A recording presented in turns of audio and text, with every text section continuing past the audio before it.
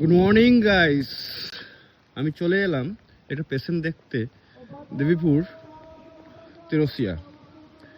এই বাঁধ রোড দিয়ে যেতে যেতে আমার চোখে পড়লো সেই আমরা ছোটোকালে যখন স্টুডেন্ট লাইফে ছিলাম, তখন আমরা কিন্তু টিউশন পড়তে গিয়ে তেরসিয়ায় এই মন্দিরটায় এসে আমরা প্রত্যেকটা বন্ধুই আড্ডা মেরেছি।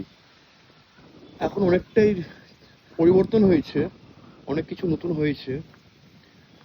তো এই মন্দিরটা হচ্ছে আমাদের সরকারি দুর্গা মন্দির যেটা আছে সেখান থেকেই অপোজিট সাইডে, ঠিক নদীর ধারে। তো এই কালী মন্দিরটা, কালী মায়ের নাম হচ্ছে মা শ্মশান কালী মন্দির। তো এটা করেছিল Durgapur fisherman cooperative society limited কর্তৃক তৈরি করা। তো এখানে অনেকের নাম আছে। তারপরে এখানকার পরিবেশ এতটাই শান্ত যে ভাবনার বাইরে।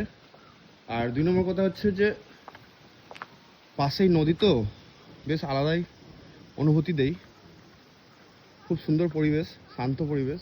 আর আমি ছোট থেকেই, প্রায় ক্লাস 7-8 থেকেই আমাদের বন্ধুদের সাথে এখানটায় এসে আড্ডা ফাড্ডা দিতাম। এখন আর দেওয়া হয় না, কর্মসূত্রে কাজের সূত্রে ব্যস্ত থাকি বলে। কিন্তু খুব ভালো জায়গা, ভিজিট করতে পারেন।